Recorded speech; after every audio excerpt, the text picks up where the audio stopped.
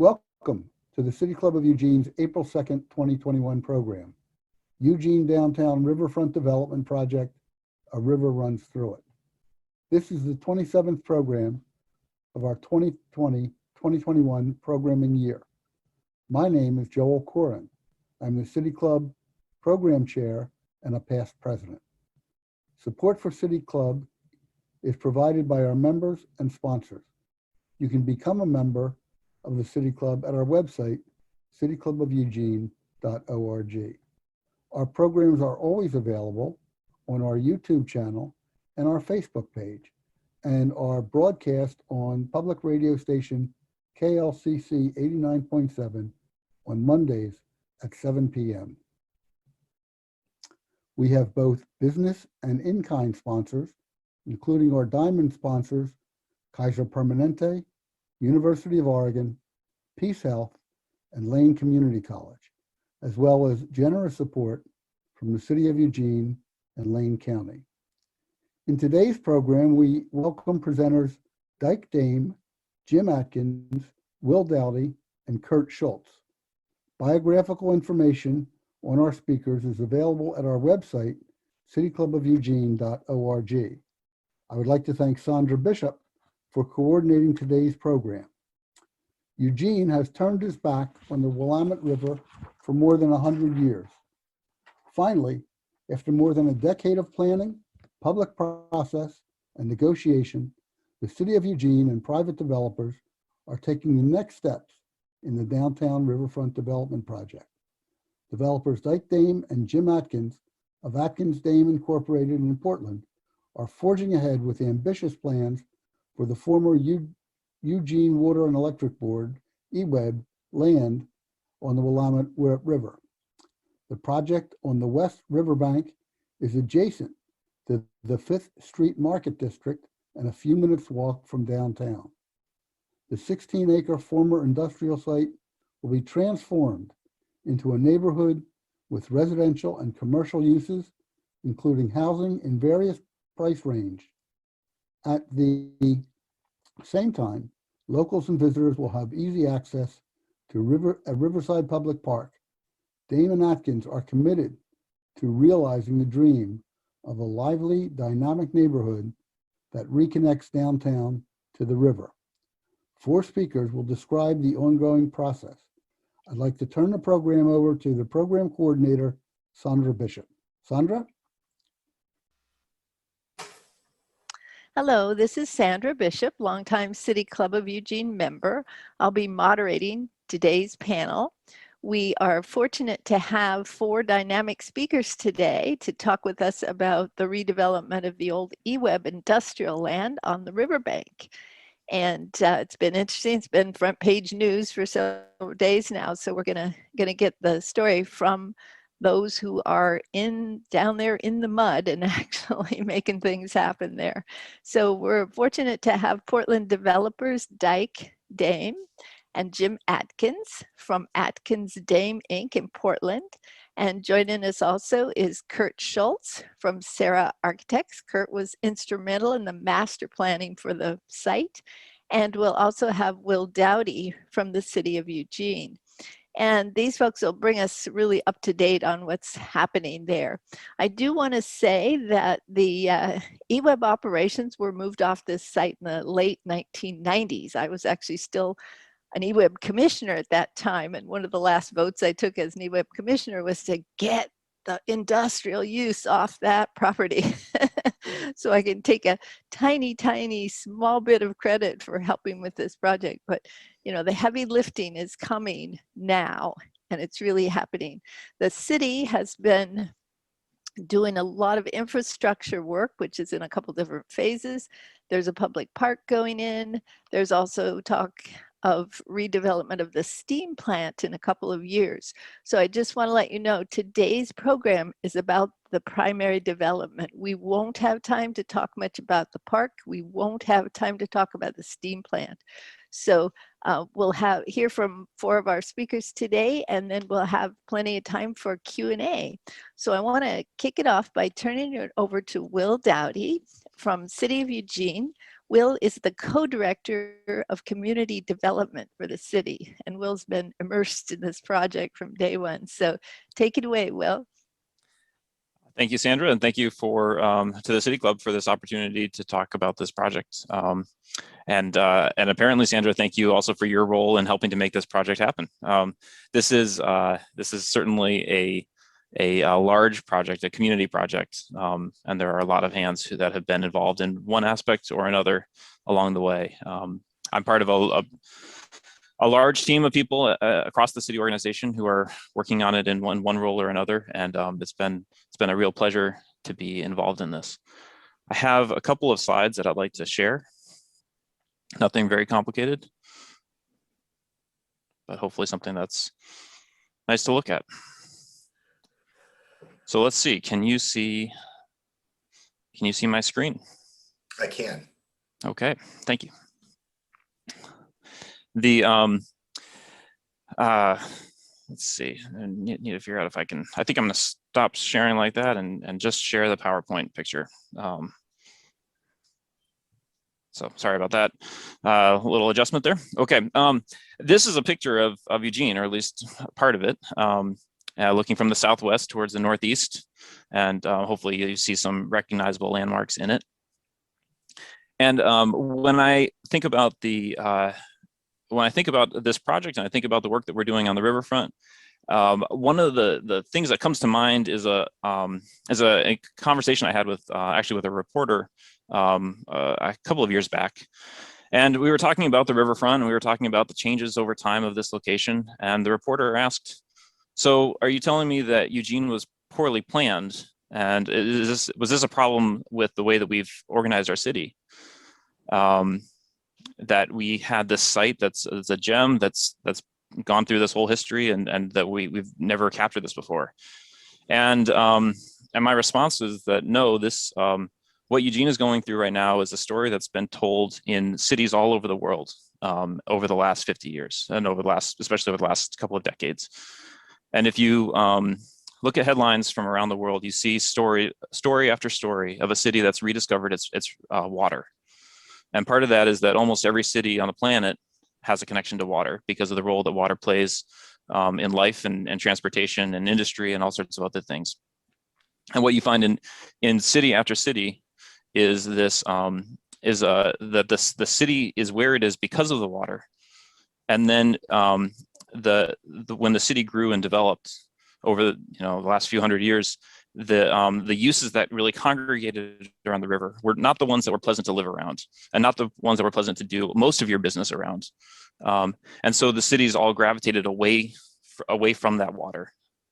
And as we have changed what industry means, as we have changed the way that we do our work, as we've changed the way we do our transportation, all sorts of things, cities are rediscovering the gems that they have along the water, and they are clearing out space. They are creating opportunities to re-engage, and I think that's what you see in Eugene. It's not to say that we don't have a special story, but this is, I would say, like any person who goes through the same life changes as people all around, but you do it in your own way. And so in Eugene, we have our own love story with the river. The city and the river have their own unique relationship that is in some ways similar to everywhere else in the world, and in some ways is very unique and very special to Eugene. And so, so this is this transformation that we're seeing over time. And so when you look at a picture like this, you see the center of the city, and if you can see in here, there is a dark strip where the tree line is along the river. And what you see is that this river is a part of our community, and but we've shifted away from it, and now we have that opportunity to move back.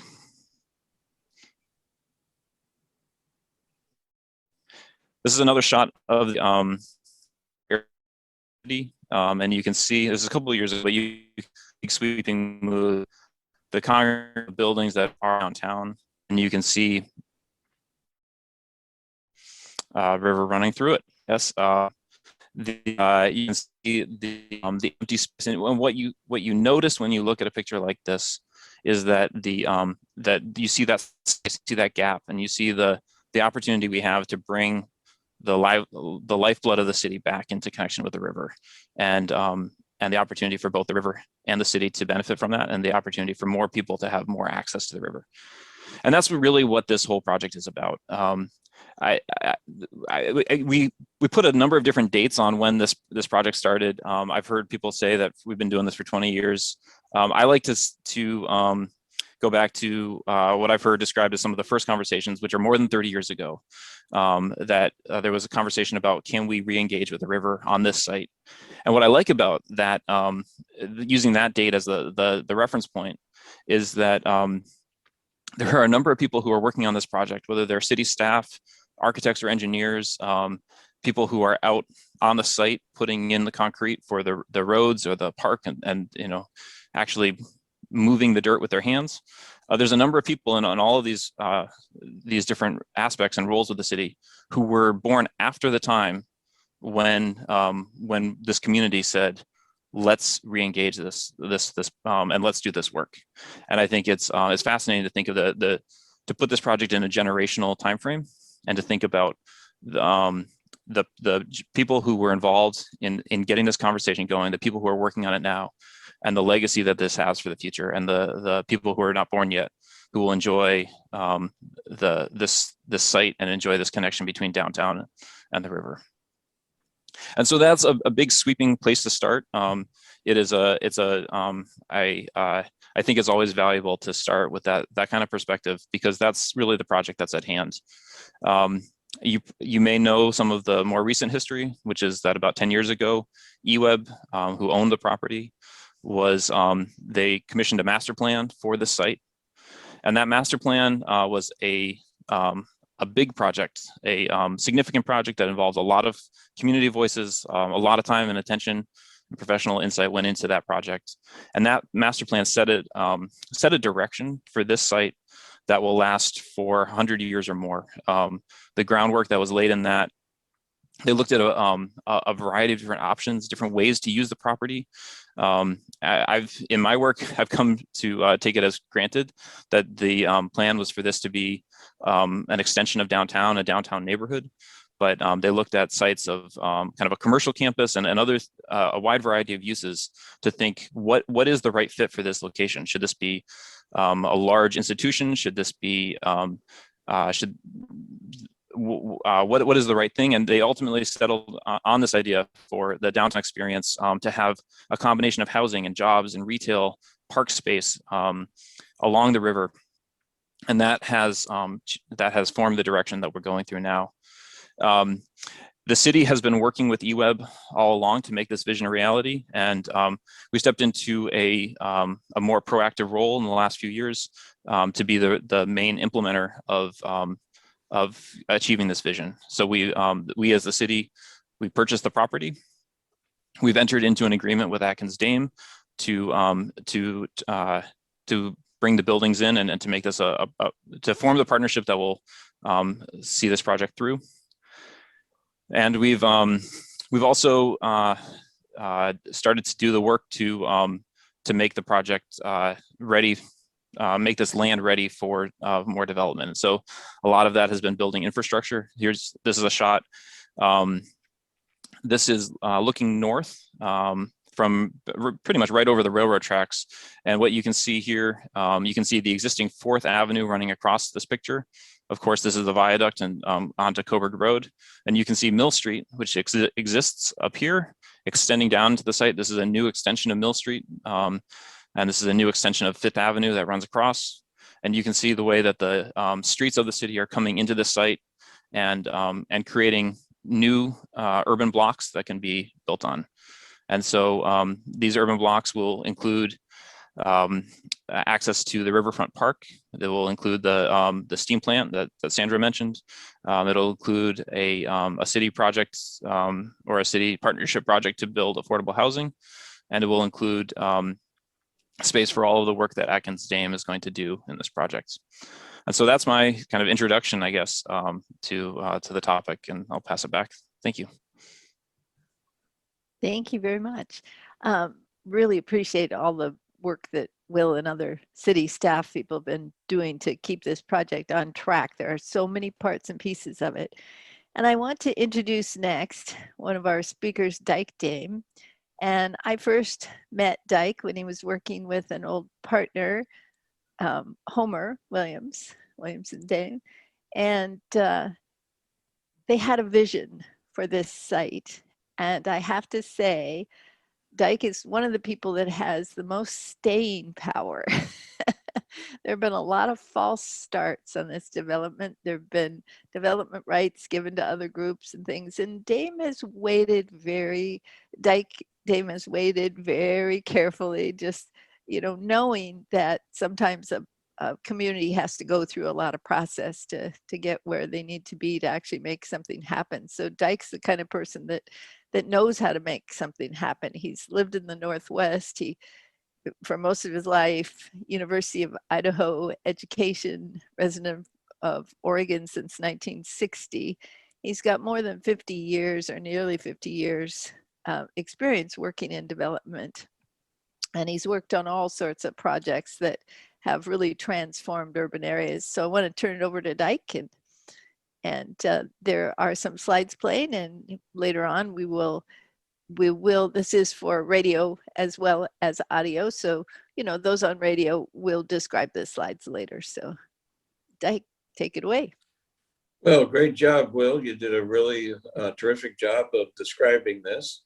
I look at these type of transactions, which is basically we're building a neighborhood. It's important to emphasize that word, neighborhood. And building that neighborhood takes time. It's a journey to get from where you start to the end. This has been probably not any longer journey than Jim and I took on South Waterfront in Portland. So a lot longer than it took Lewis and Clark to get from wherever they started to Astoria, which was approximately 1 year. I started working on this in 2016. Jim and I joined up, started working on it in the fall of 2017. We built a neighborhood at South Waterfront. We helped build a neighborhood in the Pearl District, and we're very excited about building a dynamic downtown neighborhood on this particular site. Might point out one thing, there was an article in the newspaper today. It said there would be a hotel on the site. That's certainly a possibility, but it's not very high on our list of things that we're going to do there. This is housing. The goal here is to bring more people living in downtown Eugene. That's a good thing, whether that is related to urban growth boundary issues or other things, but it will make downtown Eugene healthy, more economically viable, perhaps, than it is today. And as we bring on our neighborhood, join together with what the Obie Group is doing, Eugene will be an exciting place to live as all of these things evolve over the next 4 or 5 years. I'd like to point out in passing, or the last comment I'd like to make is the city of Eugene is very fortunate to have people like Will. The other people that we've worked with at the city have been excellent. They do a good job. They know what they're doing. They held our feet to the fire a number of times. And we engage with them in a very complex transaction. These things are not easy to put together, but we've taken a really strong first step. Jim and I have assembled an investor group that has made a $4.5 million deposit, non-refundable, to the city, so the city can begin the next phase of the infrastructure. And we're excited about that getting done. Jim? All right. Thank you, Dyke. Yeah, Jim, I wanted to just do a brief introduction. Jim Atkins is the other co-owner of Atkins Dame Inc. And Jim has a lot of experience with development. He's also an engineer as well as a developer, so that brings a whole nother interesting and necessary dynamic to the table. He's also been in the military. And I want to point that out because there's something to keeping these projects on track. And I think between Dyke and Jim, especially with Jim's background, I think there's a lot of experience there that we can be assured that this is moving forward and it's going to be kept on track. do it.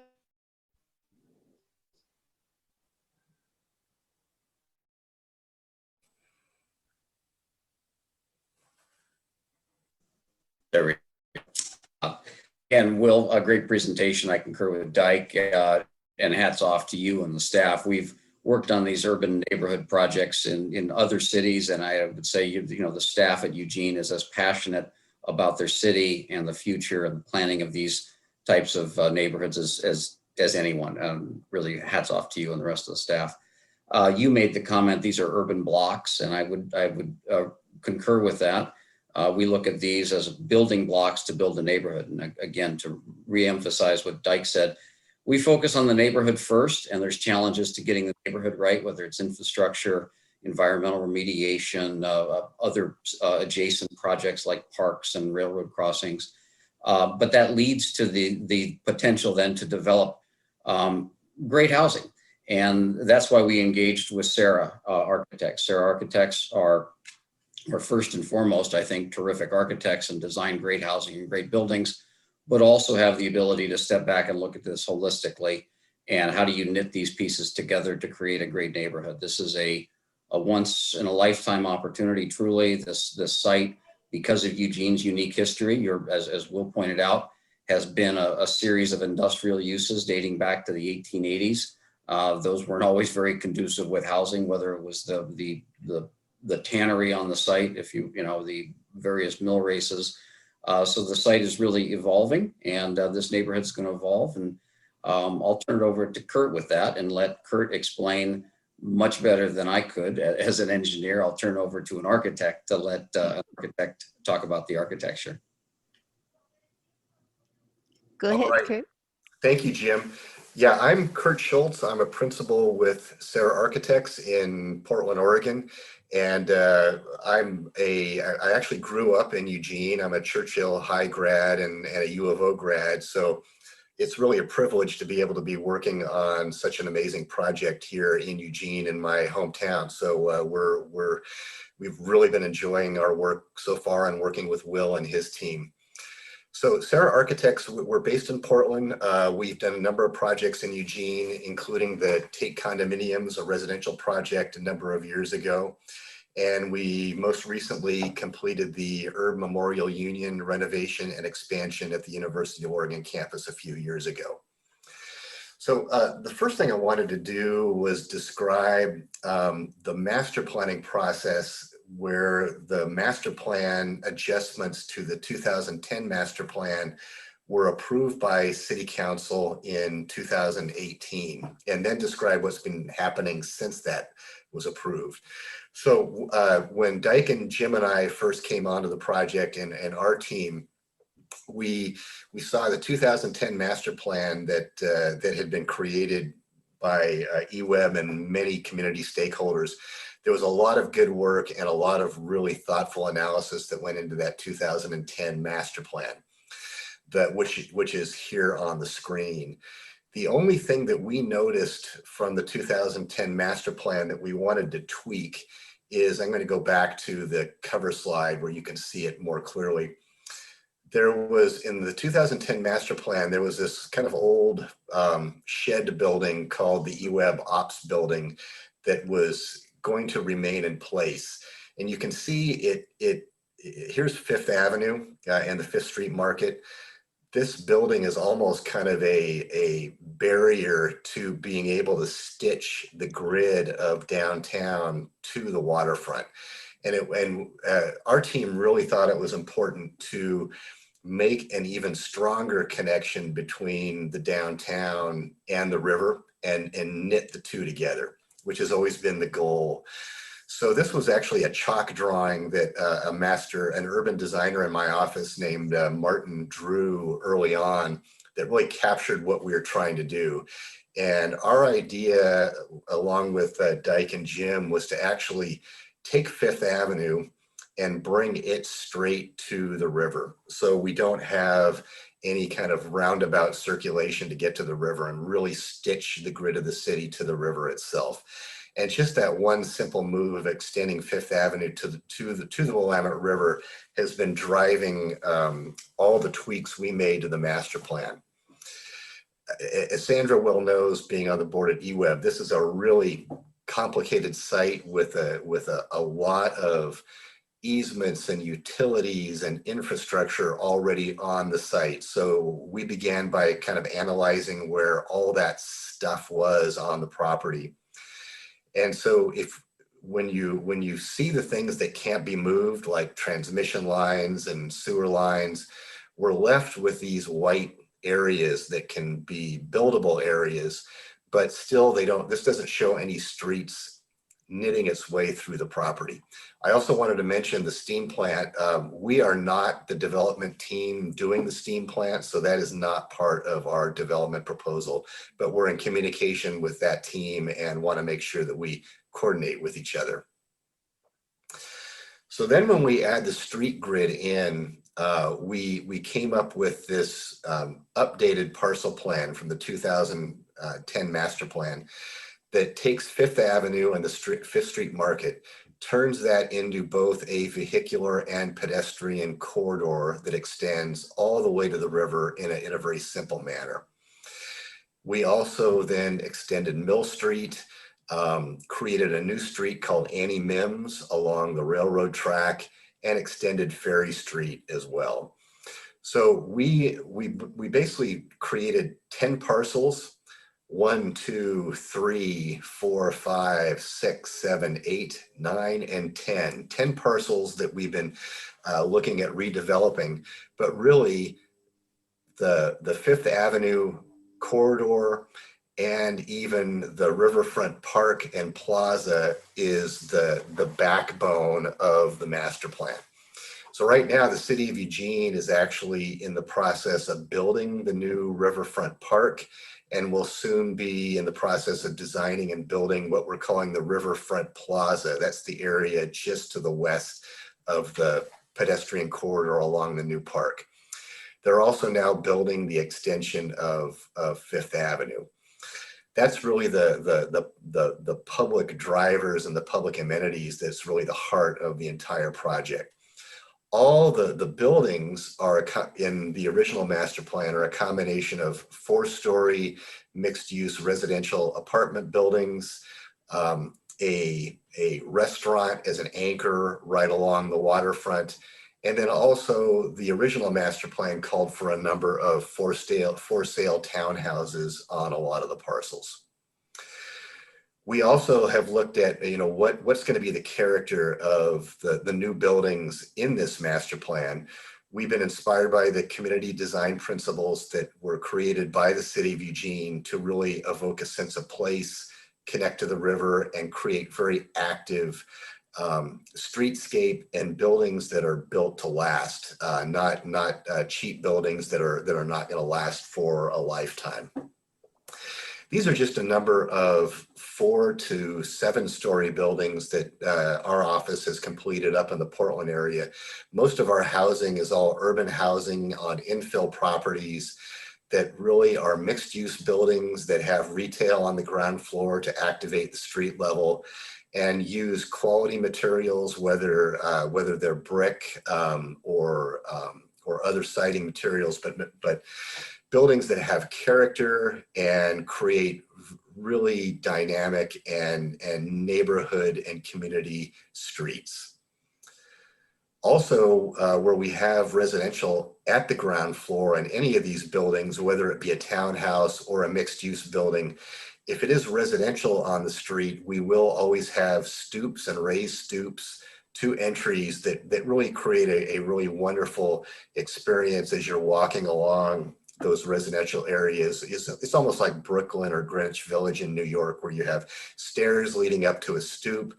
It creates more interaction between the residential units and the street when they're raised. People keep their blinds open, and these little porches become ways to interact with the community at large.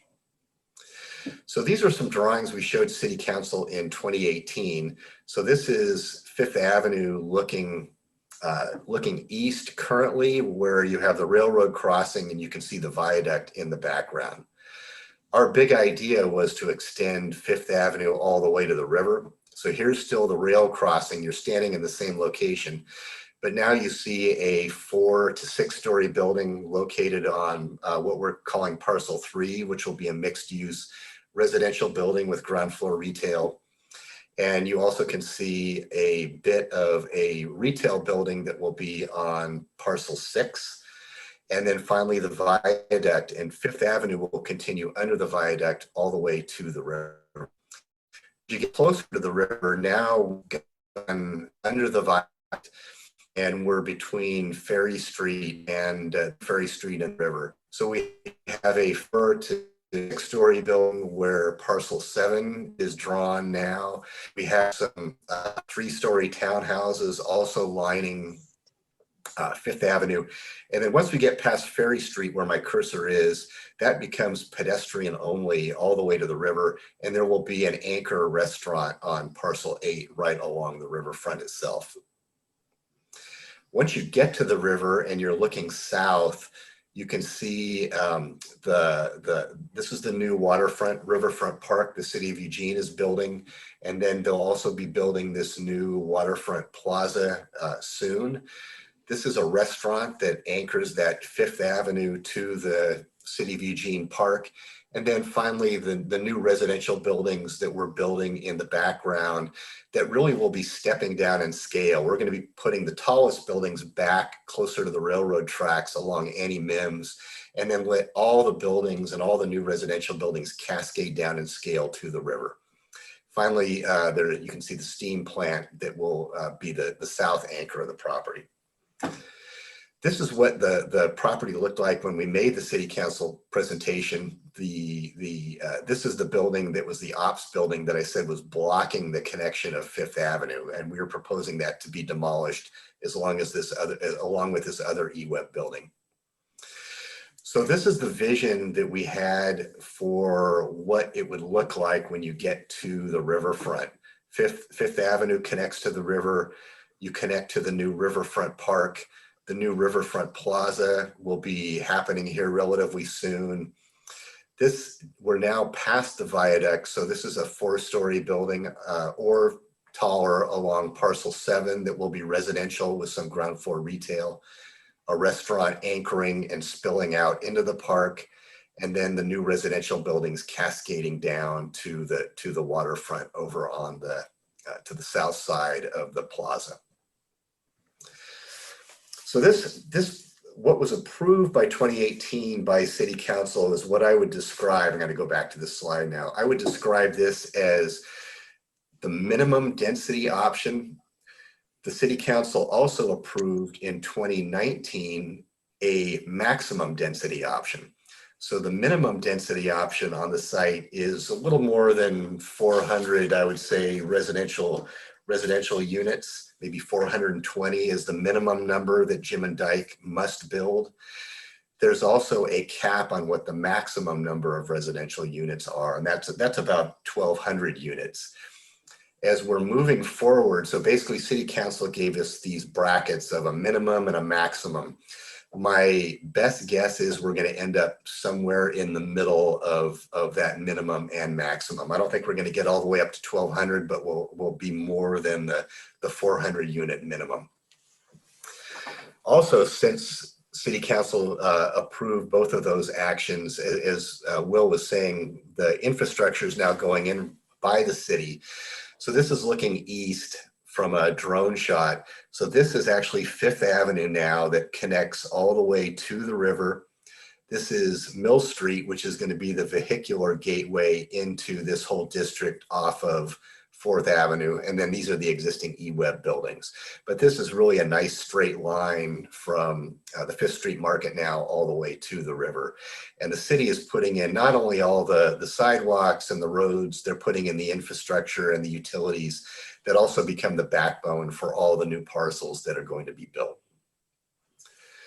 This is the same view looking, this is now looking west on 5th Avenue. So the city park is now under construction. There's kind of a great overlook over the river that is going to be the termination of 5th Avenue, the pedestrian only portion of 5th Avenue. And Fifth Avenue extends now all the way back to the downtown. So this is that idea of just a simple and direct connection between the downtown and the waterfront along Fifth Avenue. Ferry Street, Annie Mims, and Mill Street are also under construction right now. So since the DDA was signed and Jim and Dyke made their very large deposit with the city, we've been now working on the first phases of the project. And one of the changes that we're looking at making for the first phases is probably less for sale townhouses and a little bit more multifamily mixed use residential buildings. We are still proposing some townhouses on Fifth Avenue, but the first two projects out of the gate, which we're going to be applying for a MUPD application with the city of Eugene here, probably in the late spring, would be the eastern half of what we've always been calling Parcel 3. That it will likely be a 4 or 5 story residential mixed use building with parking kind of tucked in the back, accessed off an alley. We thought this was an important first phase because what it really does is, since Mill Street is the gateway into the site, it really builds that initial gateway area into the entire eWeb parcel. The other parcel that we're looking at doing as our first phase is what we've always called Parcel 7.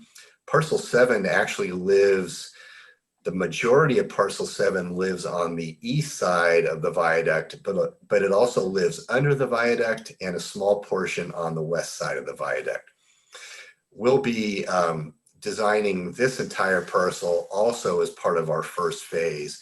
What we really liked was the idea of using Fifth Avenue as the backbone, that both Parcel 3 and Parcel 7, if they're built at once, we really do build out 2 contiguous blocks right at the heart of the community or neighborhood here. And then we begin filling out the rest of the neighborhood at the edges as we go along, because the park and the plaza will also be built. So that gives us 2 mixed-use buildings, Fifth Avenue. We've also added a new small retail building just on the west side of the viaduct to create even more retail and commercial activities along Fifth Avenue. So these are being designed in more detail by us right now. The other thing that we're doing is really diving deep into sustainability for our projects. Sarah has a national reputation for our advocacy and implementation of sustainable design. And we really look at sustainable design very holistically. It's not just about energy consumption. It's really about both resource management, water, energy, materials, but it also is about our health and well-being, building healthy communities, non-toxic materials, air quality. Air quality is a big issue these days, especially with all the fires we've been having. And then finally, looking at ecology and community issues and even social equity in our projects. So we use what we call the project compass. So this white circle in the center of the compass represents what I would call a code minimum project that still meets, the Oregon Energy Code and meets all the other standards, and probably represents a typical building. What we're trying to do is actually extend and improve sustainability measures on all these sectors of resource management, health, and sustainability and ecology. So we are planning on having all of the projects have a LEED certification through the USGBC. We are planning at a minimum to have all of our buildings beat the Oregon Energy Code by 10%. And the Oregon Energy Code is actually coming up with a new code here this spring and summer. And it already is going to be at a very high standard. So beating that is going to be a higher standard still. We're looking at ways to conserve water and energy and use healthy materials on site. So we're really just beginning this discussion, but it's really it's our core principle for everything we're doing on the site. So the last image in the presentation is showing some of the larger buildings that we're now proposing. We're proposing less for sale townhouses along the waterfront than we did in the minimum density scheme approved by City Council. This is Waterfront Park and the Waterfront Plaza looking south. Right now, those buildings that used to be townhouses will probably now be 4-story apartment buildings for a variety of incomes. And then the buildings behind it on parcels 9 and 10 will probably be 6 or 7-story mixed use apartment buildings as well. But we're still maintaining the same idea of the buildings cascading in size, getting a lower scale down to the park and the river.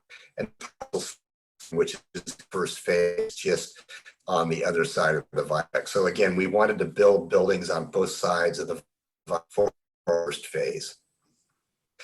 So that concludes my presentation to give you an overview of our next step is to get those 2 parcels designed, and we'll be submitting those to the city for review.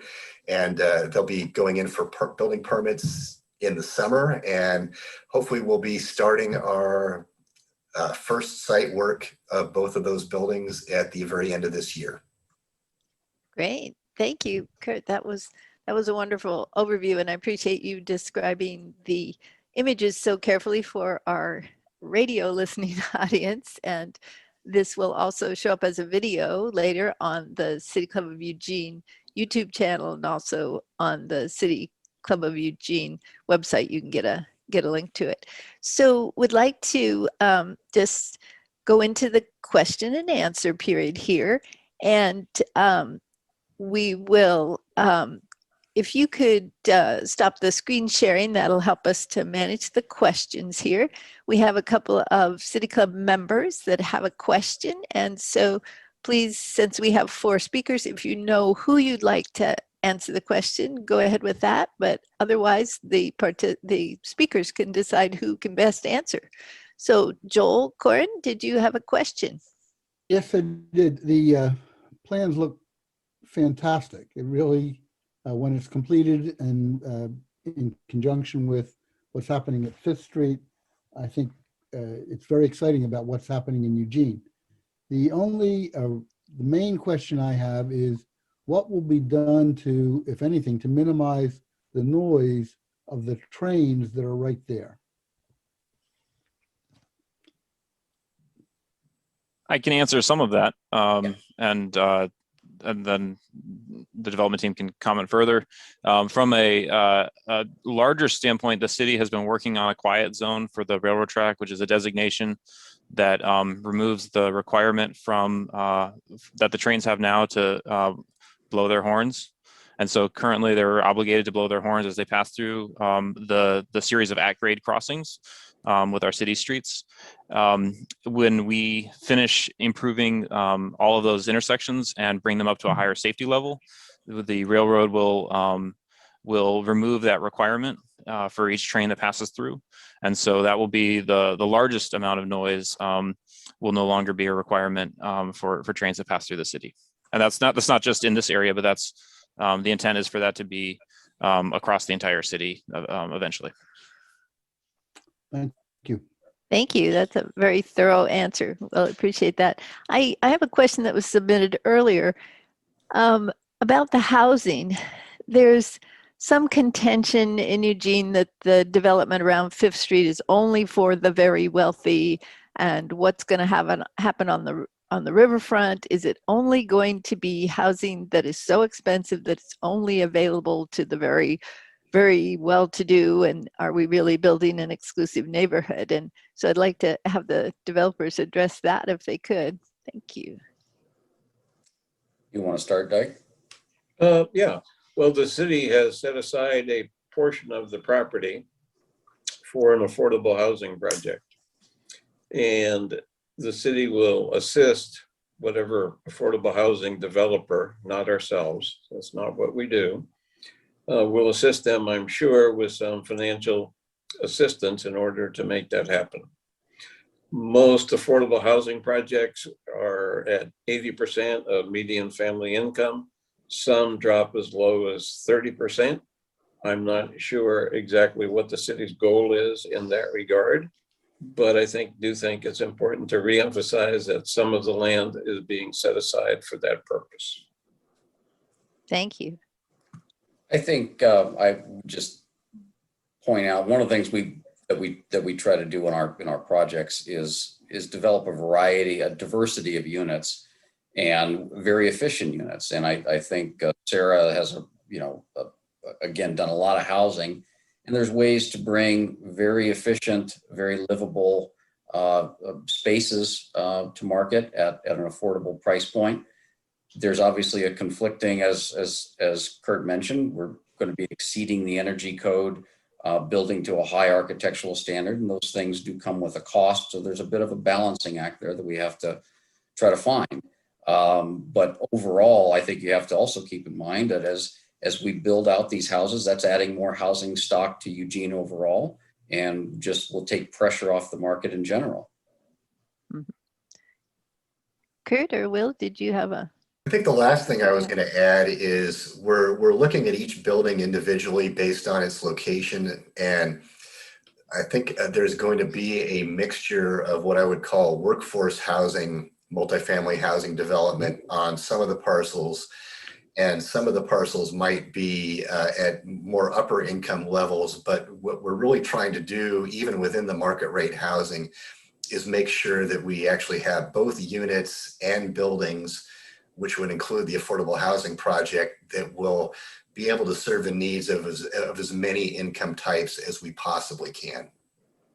I would, that's one of the reasons, if you think about our evolution, I think away from the townhouse or the townhouse heavy program, was to provide more housing options at more price points. It would be much more difficult to do that with less townhomes. I think the multifamily option gives us more options at price point and types of housing. Mm-hmm. And just a follow up on that, what would be the earliest time that any housing would actually be available for folks to move into it? We're hoping to be able to have units to lease in the spring of 2023. Great. All right. And I just want to point out, and Will maybe was going to say this, there is low income housing, or at least controlled housing, at 3rd and Mill. So as far as building and being part of a neighborhood, that is a prime location. And, those are $1 billion views right on the park. So, there is some low income to acknowledge already. So I would like to make a comment there. Sure. It's very important in developing these neighborhoods that do have, and it's important that they have an affordable housing component. It's extremely important to emphasize that the appearance of the affordable housing is the same as the balance of the housing. And that's something that we have stressed with the city from the very beginning. A reminder, the city of Eugene did not have design review guidelines. Mm-hmm. We suggested that we have them for this neighborhood. And we also suggested that they include any affordable housing component. I think that's important to recognize. Yeah, thank you for that. Let's move on. We have another City Club member that has a question. And Andrew, go ahead. Thank you, Sandra.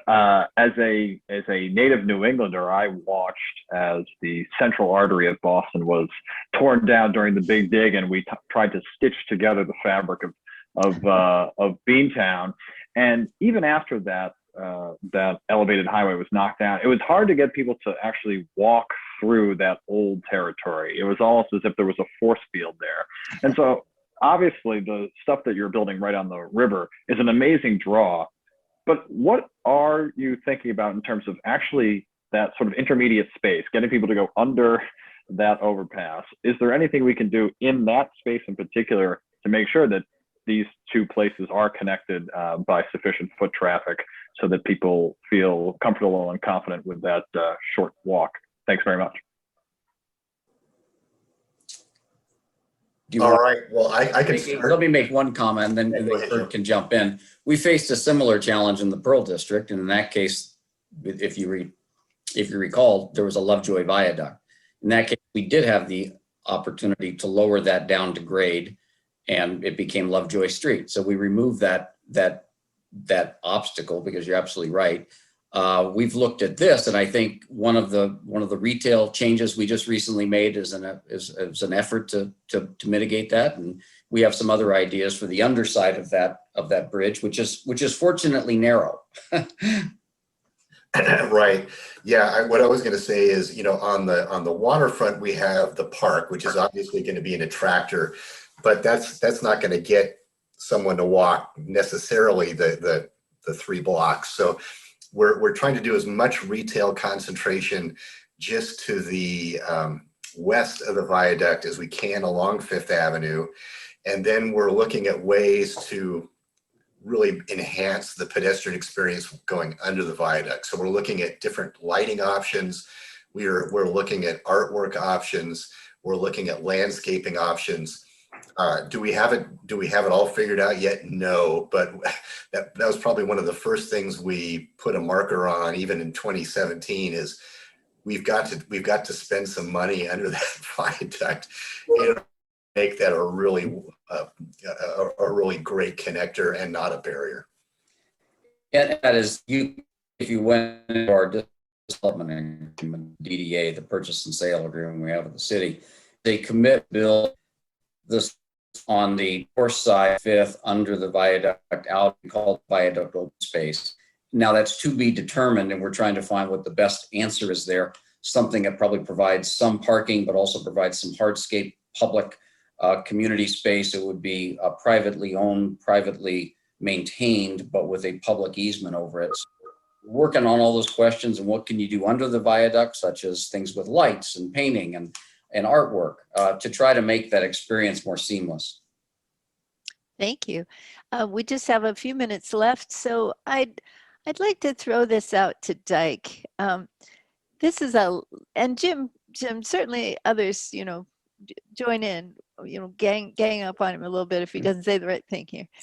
This is a legacy project. This is an amazing project. And like Will pointed out, it literally has been talked about for 30 years. And so, Dyke, what keeps you going on a project that takes this much pulling together of all the resources to get the funding, to move to the next step? What keeps you coming back to these big projects? What's your vision? What's motivating you? Well, first off, it has to be fun. It really does. If you don't enjoy greatly what you do, you shouldn't do it. And so some people would look at what Jim and I do as not fun. I probably have more fun than Jim does. We're not going to go there. But you have to enjoy it. And then you have to look down the road. It's like, my wife has remarked, when we have driven into Portland going down the Terwilliger curves and we see South Waterfront, I literally get hair standing up in the back of my neck, recognizing that there was nothing there and everything that is there today. And that's just, it's what makes people that do what Jim and I do exciting, and it makes it fun. So. Yeah, I would completely concur. It's the building out of a neighborhood. As you said, I'm an engineer by training. It's the problem solving that comes along with this, because that's what really this is a series of problem solving and finding ways to overcome obstacles or issues.